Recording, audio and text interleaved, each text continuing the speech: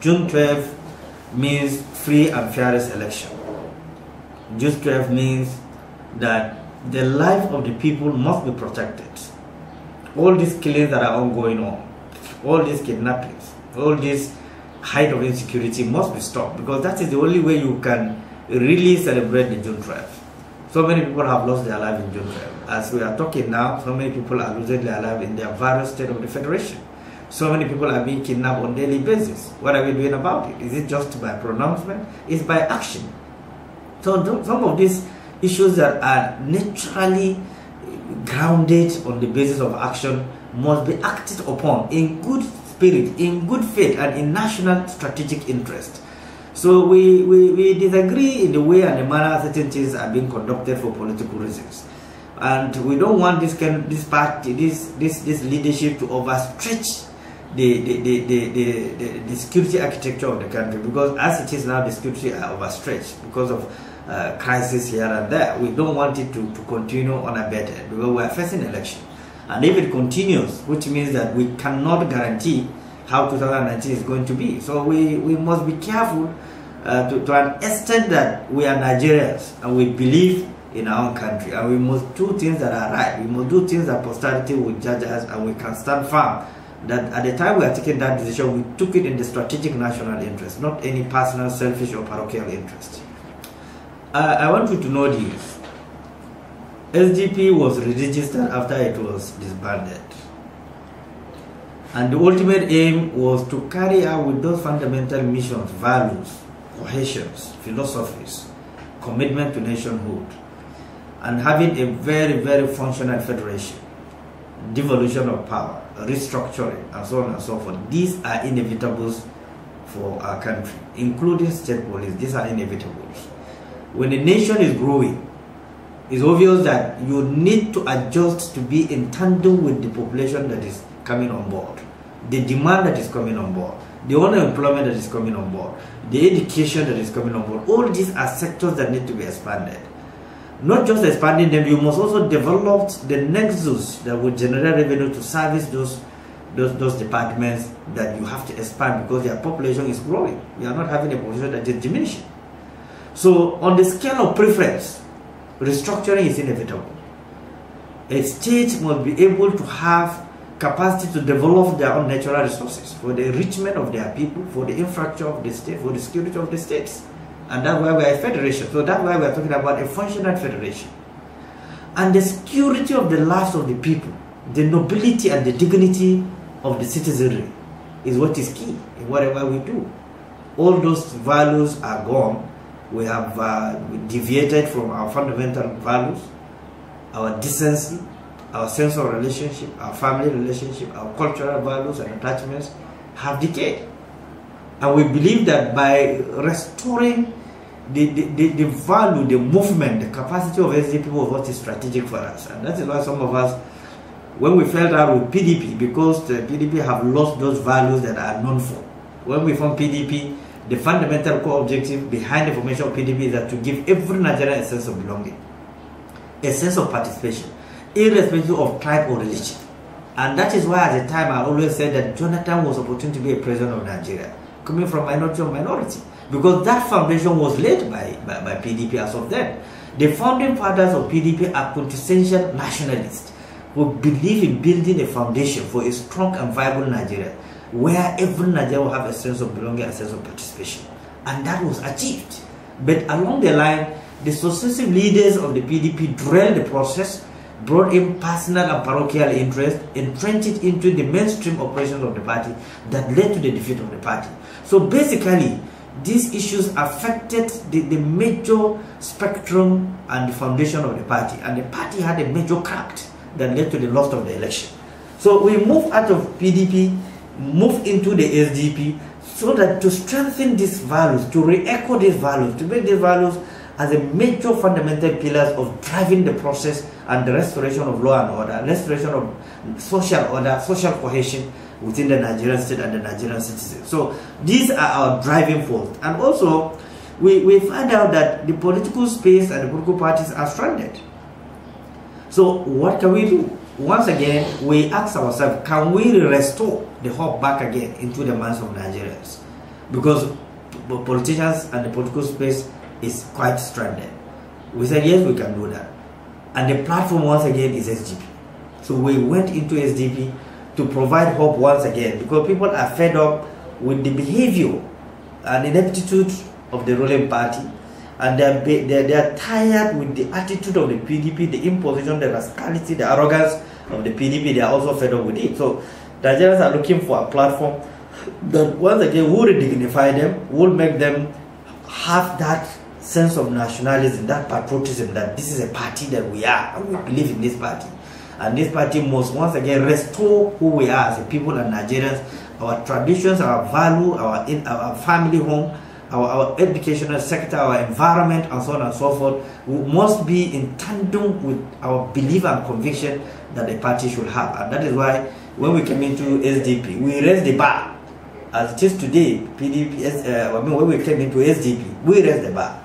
And that is why, as it is today, SDP is a reference point. Everybody is talking about SDP. The platform is a credible platform. Those that are managing the platform are credible people.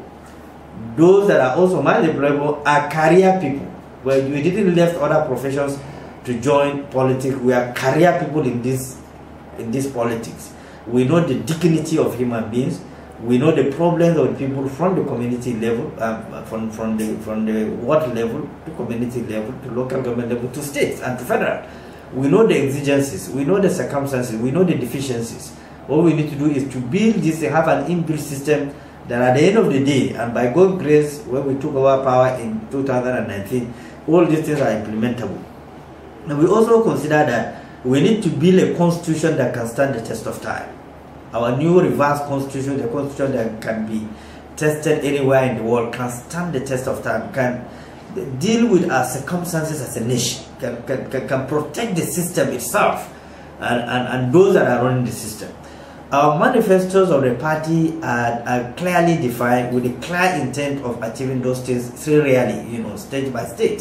When you go through our manifesto, you know that there's no party that has such manifesto as it is now. We brought some of the best brains who knows Nigeria, understand the dynamics of Nigeria, to bring in their input into that. When you look at also our new logo that has been approved, was subjected to Nigeria's opinion pool.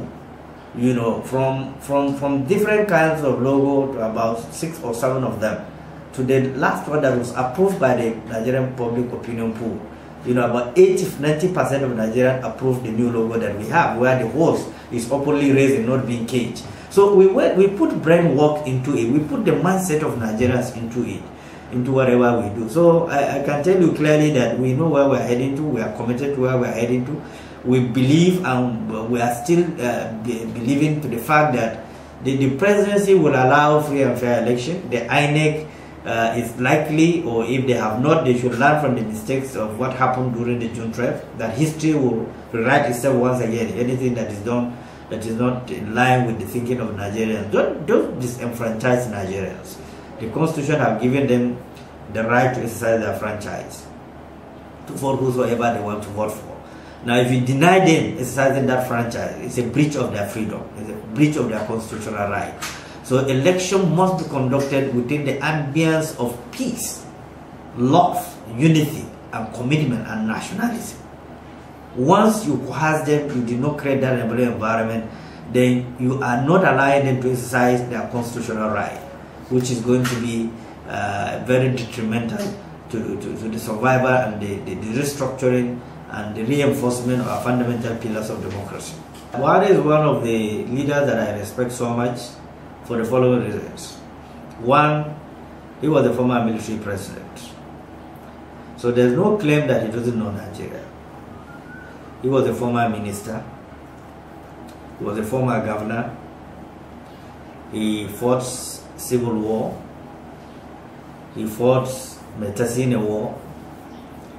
And he came out of the military profession, joined politics, campaigned for presidency about 3–4 times to run for the presidency of Nigeria.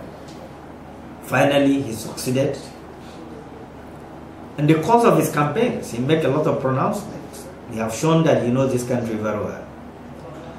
And being the president of Nigeria, my expectation, my first expectation as the president and commander-in-chief is that the unity and the security of Nigeria can never be compromised. He inherited a Boko Haram security issues, which has been watered down before he took over. We are still battling with the massive killings of innocent lives around Maiduguri, around Adamawa, around Taraba, around Yobe, and in some other states that are minimal right now. We are also seeing the escalation of security failures virtually in all the states. People are being killed virtually on a daily basis around Benue axis, around Adamawa axis, around Taraba axis, around Kaduna axis. To make it worse, Zamfara states, where by speculation over 2,000 people have been killed. You know, bandits will go to a community, wipe the entire community, burn down the community, houses and what have you. This is the worst Nigeria I've ever gone through. So if there are disappointments, I'm disappointed in this area because the security exercise, the security capacity to safeguard the life of Nigeria and their properties is extremely very weak. So I expected a man coming from this background, he would have done extremely well in terms of securing the lives of Nigerians. Number two, before he comes in as a president, he has also briefs. He knows the economy of Nigeria, the vibrancy of the economy of Nigeria. He knows the economy of the northern Nigeria, the living standard of an average northerner, how it is, the living standard of the southeast one, how it is, the living standard of the southwest, how it is. And virtually all is at his fingertip because he has the friends across the length and breadth of Nigeria. What would have expected is to bring his people in, the people he's bringing into cabinet that are grounded, that are experienced, that are versatile, that can give him a lot of advice that will strengthen and robust our economy. That's what I expect. So far, we went into recession.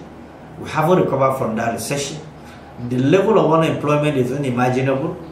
There are no jobs that have been created at all. The Bureau of Statistics have said that millions of people have lost their jobs. We haven't seen the creation of those jobs. So yes, within the economic cycle and statistics, the government is not performing. Now, in terms of also building friendship and dynamism within the society of Nigeria, we have seen people being summarily persecuted through pages of newspapers. No diligent job is being done. People are being taken to court, sent to prison. Their fundamental rights are being breached. We have seen people taken to hospital on stretches, you know, before the court, which to me is dehumanizing Nigerians. We shouldn't be as a nation that dehumanize our own people. We should dignify our citizens. Nigerians will dignify to Nigerians. If Nigerians are being treated like this outside Nigeria, what can we say as a government? Now, if we are dehumanizing our own people, our own brothers, our own sisters, the same father and mother, how can we explain if other countries are dehumanizing Nigerians? So a leader must dignify his own people, no matter what the issues are. There's no excuse for someone to be taken to a court on a stretcher, even if it's faking. I mean, it's a specialist, a medical doctor that said the man is faking or is sick. It's not the security within the security apparatus to determine who is healthy, who is not healthy. There are specialized people on those sectors who are supposed to say this man is healthy or is not healthy. So these are issues that we must do it patriotically so that we will defend our country. Internally, we are defending the dignity of our people. Outside, we will defend and protect our citizens. Now, if we are dehumanizing our own citizens who have served this country in different capacity, in the guise that they have committed an offense, and knowing well fully that there is no perfect system anywhere in the world, the current presidency cannot claim that they make no mistakes. There's no government that is perfect anywhere in the world. Every government is subject to mistakes. Every human being is subject to mistakes. Now, if these are issues that are beyond what you can do as a human being, that deals with nature, then whatever you do, whatever sentiment you are passing out, you must factor in that you are creating a template that can later be used against you. Those who are hunting should be mindful of the fact that they might be hunted tomorrow. So we don't want to set an agenda as a nation by hunting today and you'll be hunted tomorrow. We should set an agenda of national unity, national cohesion, build a society, egalitarian society, where everybody will be proud being a Nigerian. I don't believe in any country on earth except Nigeria. Wherever I go, if I spend more than 1 week, I become agitated. No country really endears me more than my country. I believe in this country, and I can tell you, nobody has a capacity to divide Nigeria. Nigeria will remain united. The God that have created this country, carved this country together, is not a God of failures. It's a God that believes in our diversity, believe we can work together, believe in our prosperity, believe our differences can come together and build a very strong, powerful force that can serve as a reference point anywhere in the world. So there was no mistake in keeping Nigeria together by those who championed the cause of our independence, and by God that have created us differently and make us one and strong and viable nation.